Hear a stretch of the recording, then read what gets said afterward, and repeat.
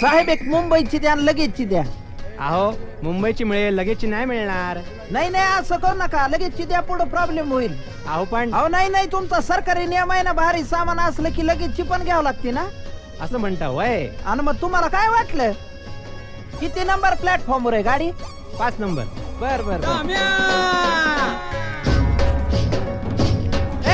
यार नीट ठेवाय, कोणतं पाडशील मुंबई पर्यंत न्यायचंय ते नीट धर. चला चला चला व्हा पुढे चला.